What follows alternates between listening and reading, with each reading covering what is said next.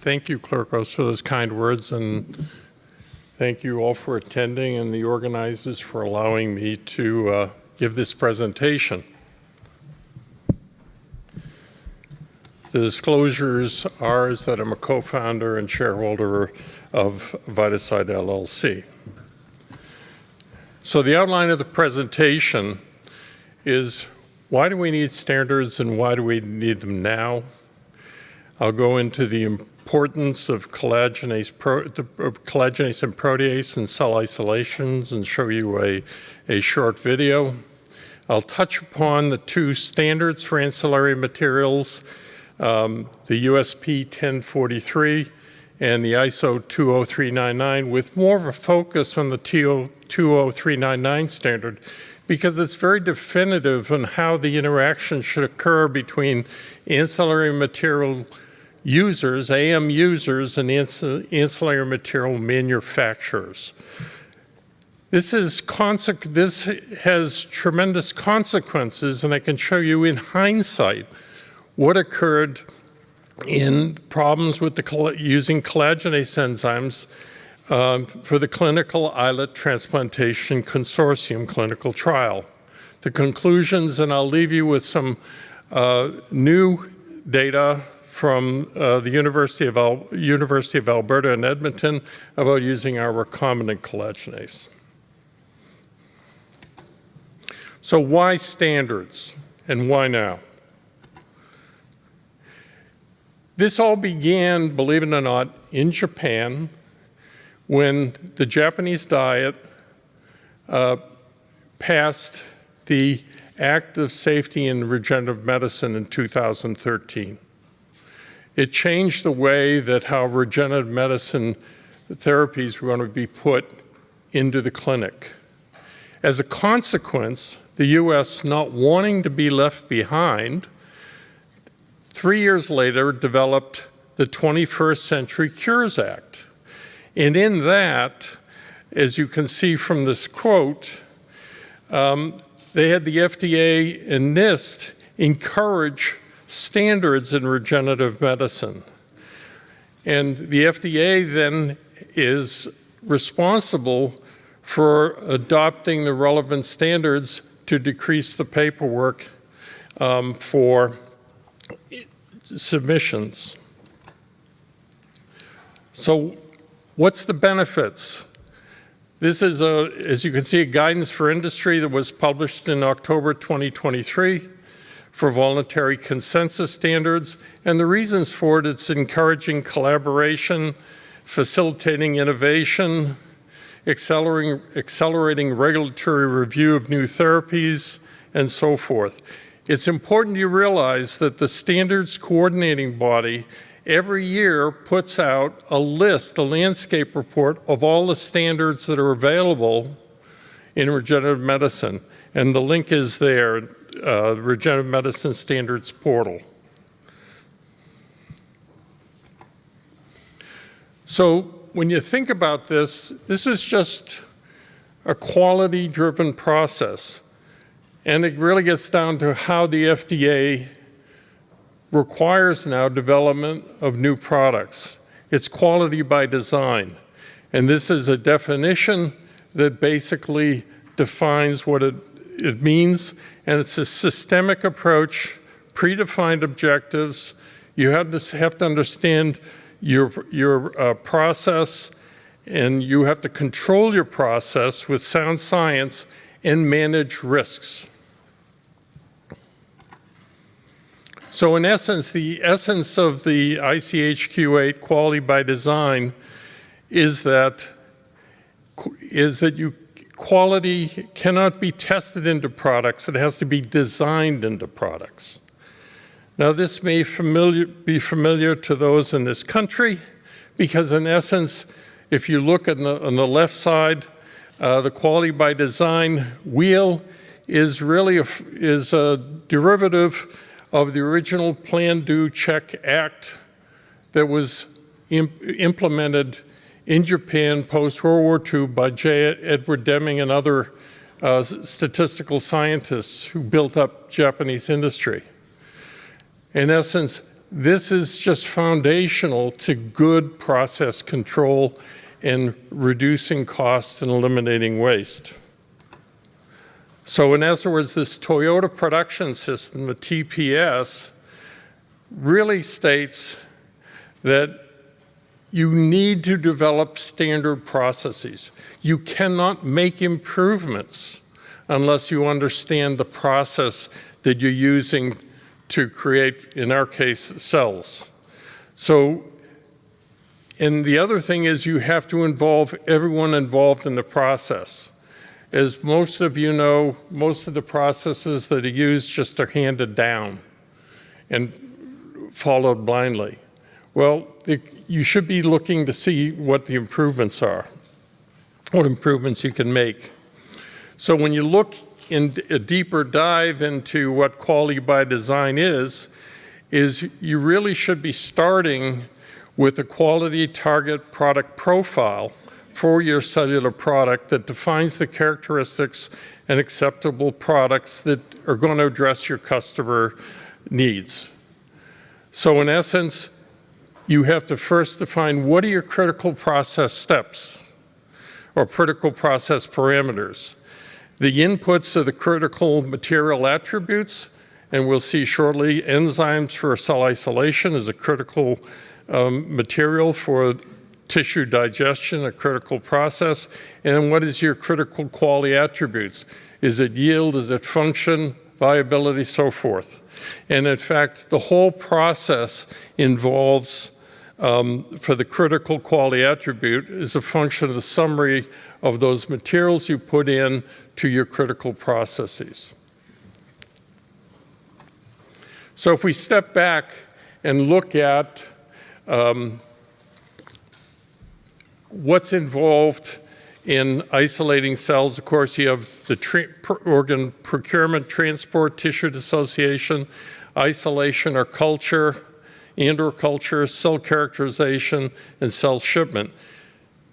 As we all know, collagenase-mediated tissue dissociation is one of the most critical processes in the whole enzyme-mediated cell isolation process.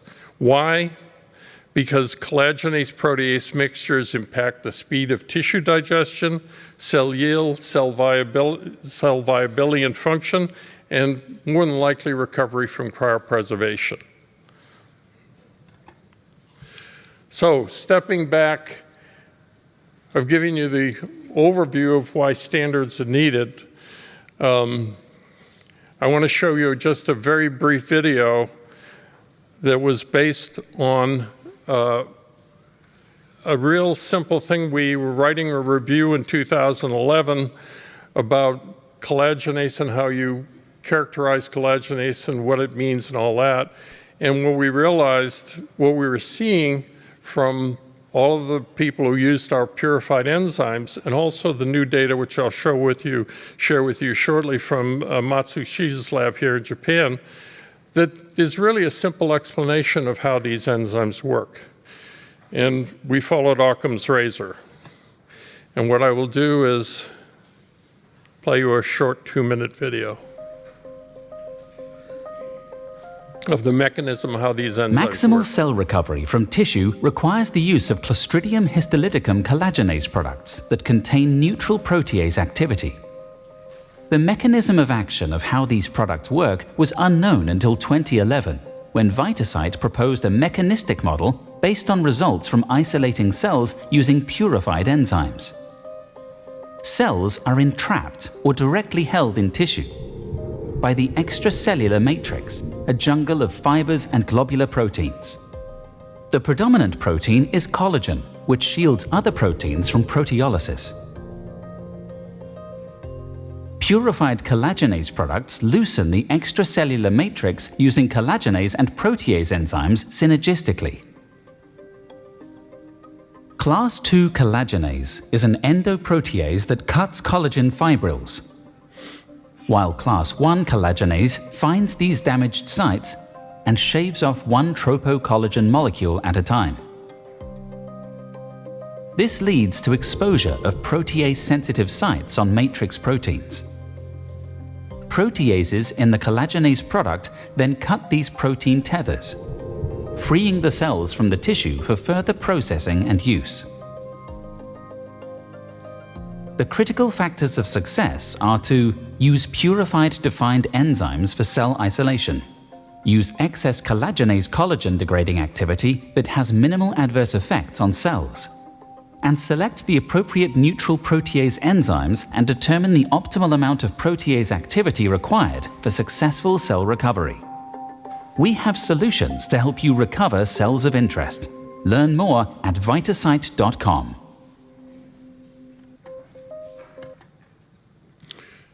So you can see this is the way these enzymes work is, in essence, if you have a really good quality collagenase and it's in the right concentration, it's a protease story. It really gets down to, if you use the right collagenase and is a well-characterized product, protease is the key aspects. How's this apply? Well, there are two standards, and I'm not going to spend a lot of time on this. What is about ancillary materials? An ancillary material is defined as a material that comes in contact with the cellular therapeutic product during its manufacture, but it's not intended to be part of the final product solution. So it's removed from the process. There are two published standards. There's a US Pharmacopeia 1043, which focuses on a risk-based approach in qualifying ancillary material manufacturers. And there's the ISO 20399, which is a more broad approach, which emphasizes the importance, which we see as an AM manufacturer, of trying to work with your AM users, your ancillary material users, to understand what they need to get the best results from their cell isolation processes.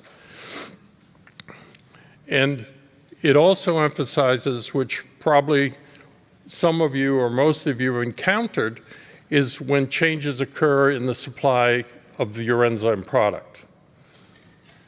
If it's a black box, where do you go? Well, the ISO 20399 standard is telling you should know more about these products. So this is a comparison of the two standards. You can see there's a lot of commonality in them, but the really difference here in the standards is the whole aspect of documentation, the manufacturing process, the characterization by the AM manufacturers, lot-to-lot consistency. This is something that I'll focus on in the case study. Whoops. So the key elements of the ISO 20399 2022 Section 11, which is on change management, is the AM user should detail their expectations in a quality agreement with the AM supplier. The AM supplier should notify the AM user if there's going to be a change in the manufacturing process, they're going to be discontinuing the manufacture of the product, or there's a change in the manufacturing site. In other words, anything material that could impact the quality of the material that you're using in your process. The AM user needs to identify and qualify an alternative supplier. You really can't qualify an internal supplier, as you'll see shortly, unless you know what's in the product that you're currently using. And the AM suppliers should be transparent and provide adequate time for AM users to prepare for any changes they're going to make. So I'll give you this case study, and before I go into it, this was 2007, 2009, 10. Things have changed, but at that time, the quality of the enzymes represented that I'll show you is what was available and why it caused some problems. Because to be frank, we didn't know enough about how these enzymes worked in human islet isolation. It's clear that, all manufacturers have improved their products, but at this point in time, it's an illustrative case to show how, adherence to an ISO 20399 standard could have helped. So this is the timeline for enzymes used in islet isolation. It really started with the launch of collagenase P product, and Camilo had phenomenal results with one lot 9 of collagenase P, and of course the problem was, why can't we get more of that lot? And of course you couldn't, because it was an ill-defined crude collagenase supernatant. So that's why he came to Indianapolis, convinced the management at Boehringer Ingelheim Biochemicals to actually make the Liberase HI product. This was used in 2000 in an immune tolerance network trial. Then in 2004, Nordmark also launched a product to meet the same needs, the NB collagenase products. And at that time in 2004, the clinical islet transplantation consortium clinical trial was funded. By about 2006, they were going to start the trial. Well, there was issues with the Liberase HI because the NIH felt that there was a risk of TSE. So in fact, it was discontinued for all clinical trials that NIH funded. They replaced it with the Nordmark enzyme. And basically, the issues that I'm going to get into center on that event right there. So what was the situation?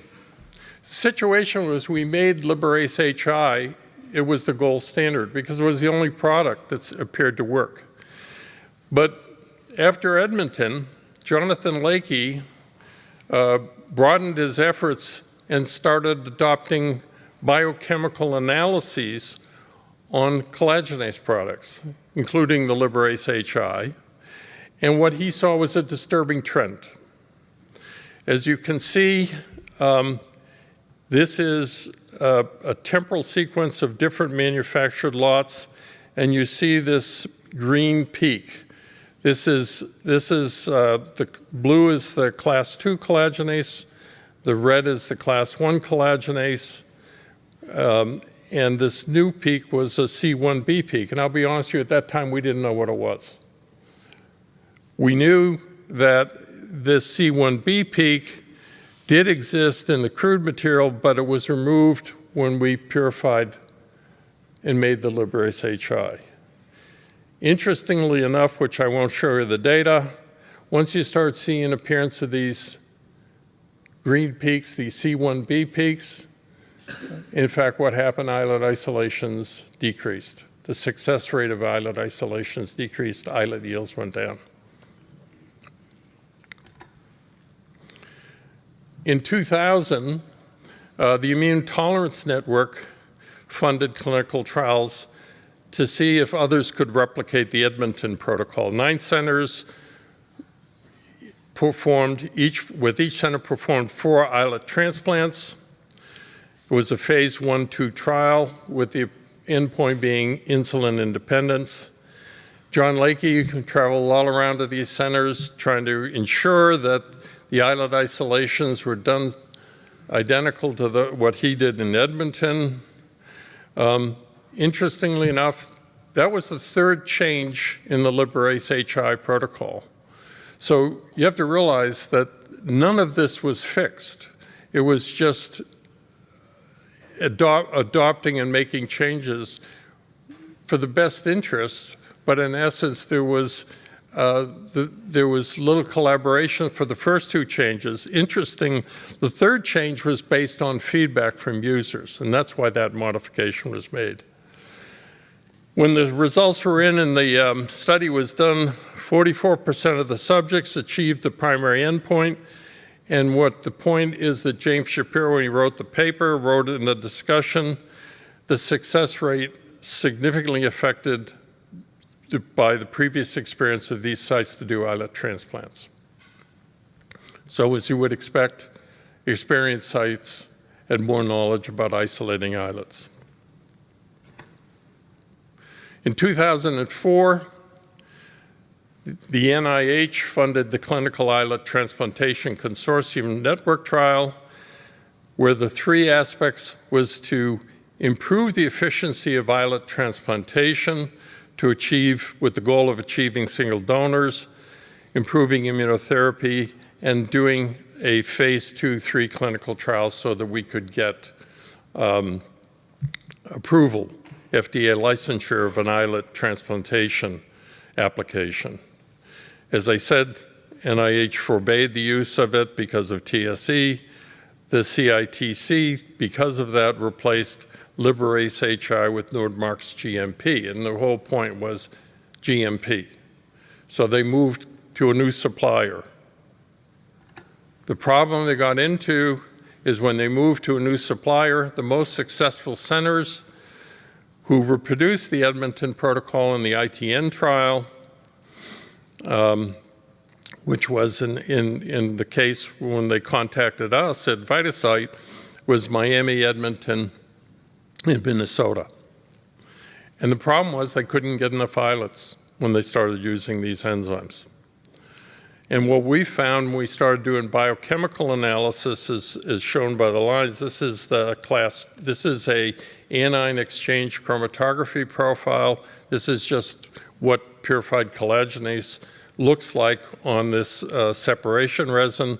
This is a class 2 collagenase. This is an intact, what we now know as intact class 1 collagenase.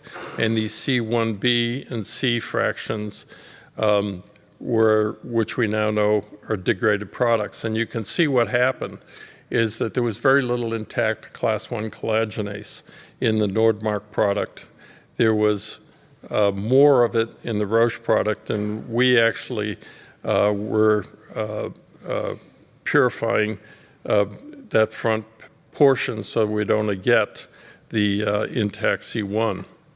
And this really came down to why we could resolve this is because we got new insights into collagenase structure function from Matsushida's lab at Kagawa University here in Japan. And in fact, what we now know from these gene structure function studies is that class 1 collagenase has a large collagen binding domain here in green, has a polycystic kidney disease-like domain in blue, and collagen binding domains in red. And what you saw in the previous video in the class 1 was those collagen binding domains pulling the catalytic domain like a caboose, and it cuts the whole tropocollagen molecule. It's a process of protease. So in class 2, intact class 2 only has one collagen binding domain. So you need to have both a collagen binding domain and a catalytic domain on the same molecule if you're going to have efficient collagen degradation and consequently release of cells from tissue. If you lose your collagen binding domains, you've got problems. It won't degrade the collagen, it won't free the cells from tissue. So I'll briefly go through this. This was a study that Drew Bridey did back in 2007. And in fact, what we did was we took the same profile and we took the peak fractions and from this separation and showed putting one part of that peak fraction into an SDS page gel and the other into a fluorescent collagen degrading assay. We found, in essence, that this correlated, that these back peaks, the C1b and C1c fragments, actually were degraded forms of collagenase, and they weren't as effective in degrading collagen. So what we did, and the whole key of this was a unique assay, which was a fluorescent kinetic microtiter plate collagen degradation activity assay. And in essence, what we realized much later on is that what this assay is doing is it unwinds the collagenase. You're getting rid of self-quenching, freeing the collagenase, the FITC on the collagen fibrils from self-quenching, increasing the fluorescence, and in essence, you see the effectiveness below now of the different forms of the 3 active forms of C. histolyticum collagenase, the intact class 1, the 1 form that's lost, the carboxy terminal binding domain, the truncated form, and intact class 2.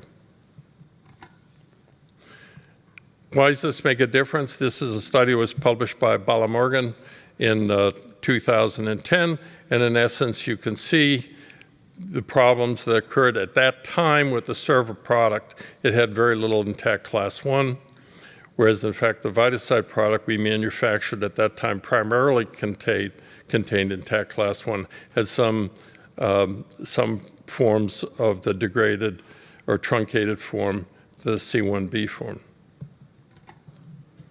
Now, why does this matter? In the paper that was published, the digest time is significantly shorter. Post-purification islet yields are higher. The IEQ per gram is higher. So it made a difference in the effectiveness of islet isolations. If you start looking at the model, in essence, I proposed earlier, this is 94 isolations. This is the whole experience at the University of Minnesota to try to find an enzyme to do the CIT clinical trials. And if you look at this paper that was published in 2012, if you have high percentage of truncated class 1 with only 1 collagen binding domain, in essence, you get very suboptimal yields. If you used thermolysin, which was the interesting thing Bala did in this paper, so he verified the importance of having intact class 1 collagenase. He also verified the importance of neutral protease, because in essence, the Roche MTF had very little truncated class 1, but it used thermolysin, as did we used in this group. It was our collagenase with thermolysin. And so what he did is chose to use a Nordmark C. histolyticum neutral protease, a different enzyme than thermolysin. In fact, this formulation is still now being used at the Minnesota. It's called the new enzyme mixture. So in other words, it's really important to have intact class 1 and class 2 collagenase this application. It's also very important to emphasize at this point in time, this is unique for the Ricordi system. Whether it's going to evolve in other isolation systems, that's you as an AM user has to figure out, and we'll work with you on that. So the outcome of the manufacture of the human islets for the CITC clinical trial was published by Camilo. In essence, the end result is it's about a 52% effectiveness of all the isolations that were performed in that trial. There's a tremendous variation between centers, again, indicating the importance of experience in islet isolation. So if you read the conclusions from the paper on the ITN trial, I think it's true here. You really have to have centers who really have deep experience to have successful islet isolation procedures. And process matters. So the pros for the retrospective analysis of the CITC clinical trial, it was good that they had a shared document. They had strong sharing of information. The con was the most critical process parameter in cell isolation wasn't a focus. And for good reason. It's like what happens when you have to get things done and there's a time frame. NIH made a shift in terms of not allowing liberase HI to be used, which consequently, there was only one other supplier at the time. You end up using the Nordmark product. The other thing I should mention is the success rate depended on how those centers selected organs. And you had different centers having different criteria to include certain organs for islet isolation. So the lesson learned is that the manufacturer transparency is really critical. There was a significant change at Roche in their manufacturing process. They had to replace a column and didn't know how to actually characterize that change, and led to inconsistent products. They didn't share this information with their customers, and this was the report that John, I shared the results with you earlier, and also Camilo's group had a similar report about the problems with the liberase. So the whole thing, what the AM standard starts saying, the 20399 standard says, you have to implement a rigorous and comprehensive qualification process for critical process parameters for ancillary materials. The critical quality attributes have to be defined, and work with your supplier. It's interesting when you look at it, the leading islet isolation labs evaluated the Nordmark enzymes when they were launched in 2004, but it wasn't adopted, only one center adopted in the US. It's because it didn't work as well as the liberase HI. So it was already history that, this was a different enzyme. And I think it means that there's an overemphasis what GMP means. GMP only means it's made consistently. It doesn't necessarily mean the quality of the material is going to meet fitness of use for your need.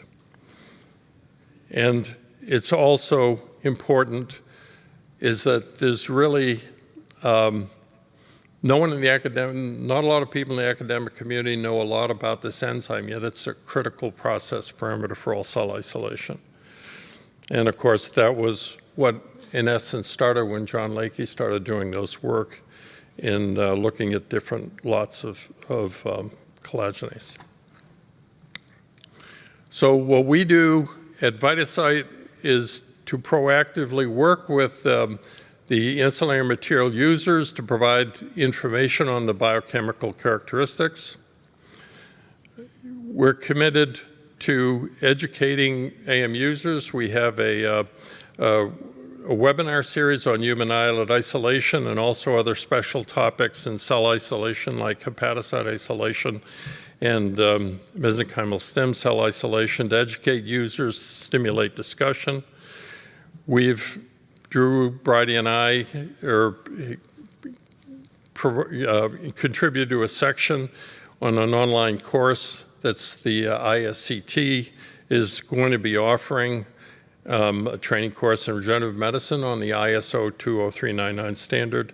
And I want to touch upon just some recombinant collagenase that we've been doing, we offer as a product, and we're working University of Alberta in Edmonton is using it. So this was something that we took on ourselves as part of a small business innovation research grant, the we Phase 2 grant. And we decided to do a design of experiment study because we didn't know, to be frank, what the whole class 1, class 2 dosage meant. It was arbitrary when we did the liberase HI product. So we made a recombinant collagenase, and in fact, what we ended up doing was working with the University of Minnesota, had 4 groups of 4 different isolation groups, 3 isolations per group, and what we had was we had separated the recombinant class 1 and class 2 collagenase by their dose. The class 1 was collagen degradation activity. The class 2 was Wunsch activity. So it was a low, 100,000 and 12 Wunsch units, a low, high, 200,000 CDA, 12 Wunsch units, and so forth, a low high and then a high high. And we did 3 isolations per groups. They did not know the collagenase formulation. We fixed the dose with a BP protease, which was equivalent to dispase, and about equivalent to 1.75 DMC units. And in essence, to our surprise, we thought we were going to be outside the range. What we found out, in fact, this ratio didn't matter, and we were all within range. These, to give you an example, are all around 5,000 IEQ per gram of tissue, which is a very good yield. No isolations were thrown out. This work was all done at the University of Minnesota. So varying doses of recombinant C1 and C2 had no effect in the range we tested. These yields are comparable to what was found in the CIT-07 trial, where about half of the isolations gave 5,000 or more islet equivalents, and we could reduce the dose substantially, and we showed BP protease could be used for islet isolation. I'll skip this slide just to show the low dose was just as more effective. You put it this way, you couldn't reduce the dose of natural purified and get the same efficiency in islet isolation. So this brings us to the work that's been ongoing at the University of Alberta in Edmonton, where the product we sell is in the middle of that design of experiment range, where we're using about 16 Wunsch units per gram of tissue. If you remember right, we're at 20 and 12 in the DOE. As you can see, I did a calculation once. I think the protease dose is fairly comparable. Digestion time was the same. Undigested weight, that was comparable.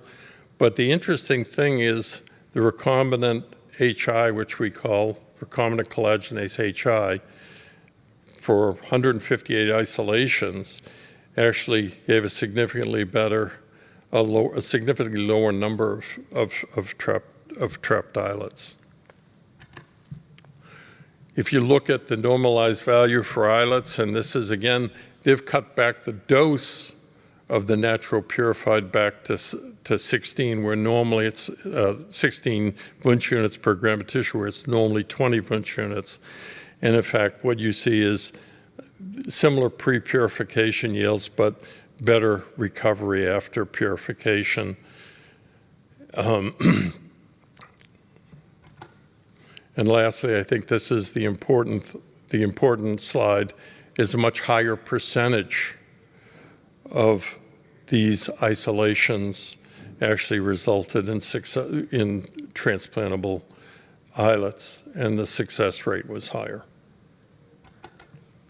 So the focus of the area is that VitaCyte is a cooperative and transparent ancillary material manufacturer. We want to improve and share the knowledge of tissue dissociation, manufacture consistent products, and adjust cost, and really look to what your cost constraints are. We have a lot of different solutions to do it. And the whole point is, how do we improve the productivity of your research? So it goes to, guiding light is W. Edward Demings, who's in the prior slide shows the Demings Medal, which is the highest quality award in Japan. And it really gets down to, if I had to reduce, his quote is, if I had to reduce my message from management to a few words, reduce the variation.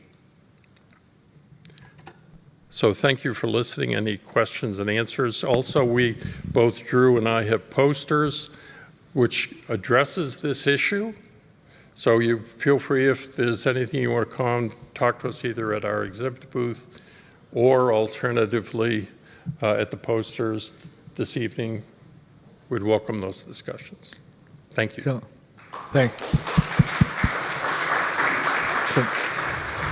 Thank you, Bob, for this really wonderful overview and the historical perspective. I think it's very important for a lot of us who've been through it to be reminded of some of this, but also for some of the new people or new generation in the audience to hear about some of the struggles and how they may have been addressed.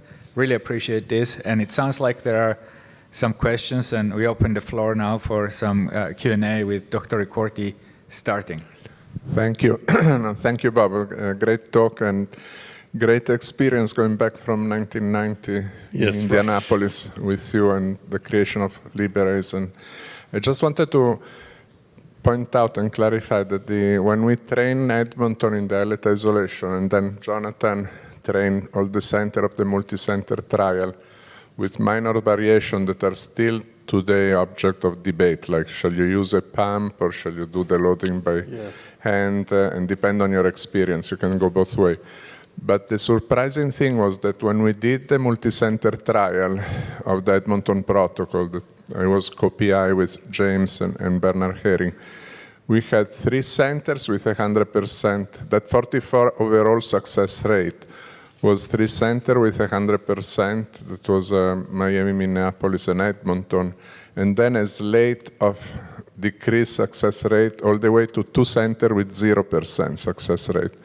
And that is what brought us to develop the potency testing before transplantation, because the original Edmonton protocol, you infuse the islets without, you do the isolation and the next morning you infuse, and you didn't have time to check like stimulated insulin release or other factor of potency. And I think that is when the variability of outcome decreased, because we were able then to start testing the islets and don't expose patients to immunosuppression for a product that may never work. And I think that was an important, so it's both the enzyme quality, but also making sure that you transplant something that is biologically active at the end of the process, that I think has been a great combination improvement.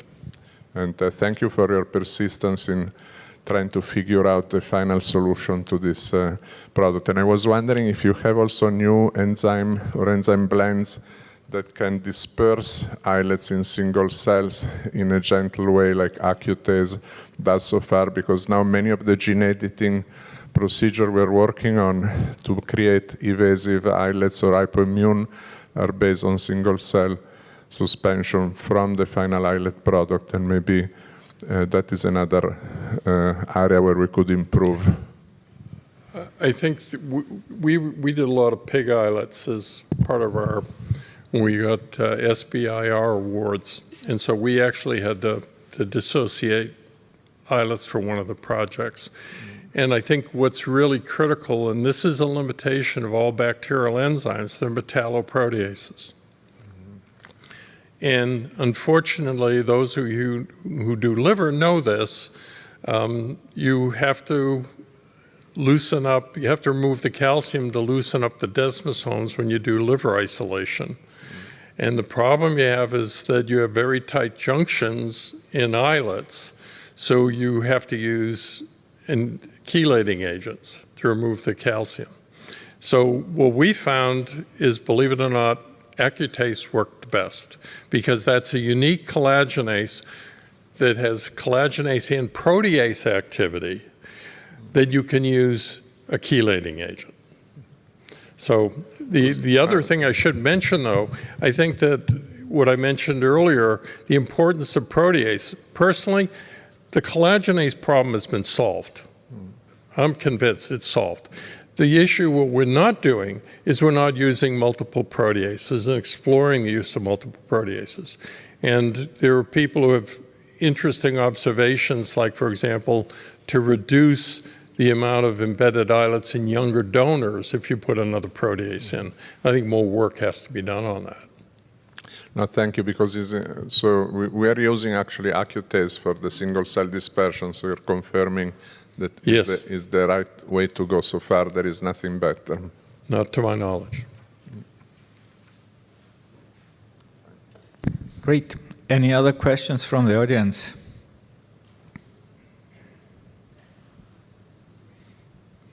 So the focus was on islets, and dissociation, of islets, but we have a lot of members and a lot of people participating who are interested in other tissues. And I was wondering whether you wanted to comment at all on enzymes that relate perhaps to I think the we liver. worked with Steve Strom's lab and developed the enzyme mixture for human hepatocytes. And I thought it was interesting. As you know, human hepatocytes is really important for drug-drug interaction studies. So now you have companies that isolate human hepatocytes and make cryopreserved human hepatocytes to sell them to pharmaceutical companies. One of the interesting things we found out is that one of the groups actually in North Carolina actually modified their formulations and cut the neutral protease activity in half to do rodent hepatocyte isolations, and worked very effectively.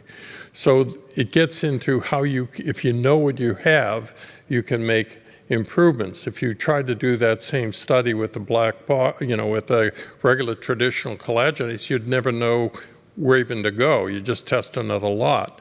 They were able to cut the neutral protease activity in half and got equivalent yields. The other issue I make a point of is everyone uses for MSCs out of fat, the typical enzyme that's used is a Worthington type 1 collagenase. I can tell you that you could probably dramatically reduce the neutral protease activity for mesenchymal stem cell activity and have no problems with yield. And the other issue is it's the protease that's going to cause stripping of membrane markers. It's the protease that's going to cause damage to viability of cells. So all of these go hand in hand, until which time, going back to having control of a process and knowing what your reagents are, your critical quality attributes, or your collagenase, it's very hard to improve a cell isolation process. Thank you, Bob. It looks like we don't have any more questions, but we have a couple more minutes. So I would like to ask a question that is a little bit more, perhaps more general for the pancreas digestion to islet isolation. Obviously there is a very large variability in donors and a donor range, and the makeup of the pancreas from the different donors. Do you have any lessons learned or any suggestions, for the audience as to, how to go about this, in how to adjust, if anything, to get better outcomes? I think that, of course, in the US, our experience with donor pancreases isn't that big anymore, because in essence, it's the IIDP, the Integrated Islet Distribution Program, that's doing the isolate and getting reimbursed for it. But I think we've learned some things by just hearing feedback from people who do total pancreatectomy islet auto-transplant. In that case, I did see one procedure once, and I've seen Bala's pictures of just the horrendous shape these organs are in. The interesting thing I found fascinating is, in fact, you don't need as much protease. It's the collagenase that you have to keep up. So there's a lot of opportunities to actually improve and increase islets from TPIAT, which of course, those in the United States, it's a handsome reimbursement from insurance companies. Thank you, Bob. It looks like we have Dr. McCarthy one more time.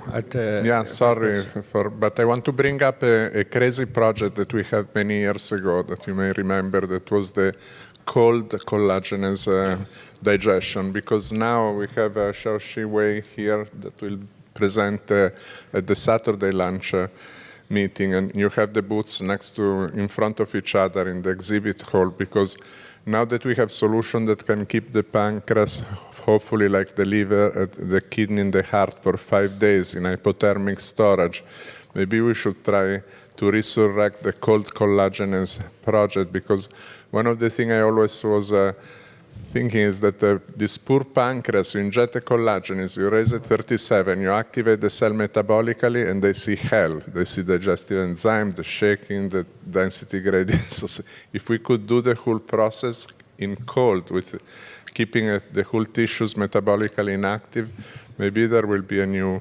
paradigm. And if you two get together, maybe you can figure out the next quantum leap. That's something we're still thinking about, because those genes were sequenced. We sent the fellow to the Arctic region to go to do the king crab. A funny story is we called up after your report where your colleague did that, right? From Miami and went up to the Arctic region into Dutch Harbor. I called them up. They sent me 40 pounds of crab hepatopancreas at no charge. So we had it in our freezer for years, and I'll be honest with you, the only reason we never did anything with it was because we just could never find the time. But it's an interesting model to do it. And what I didn't realize, a lot of these people who want to do transcriptomes with unactivated cells, you're going to have to use cold collagenase. Yeah, there is a lot of merit to this, and I actually, scientifically, scientifically it makes sense. Yeah. So, on that note, this has been a fantastic meeting, and thank you so much. Thank you. For thank you all for attending.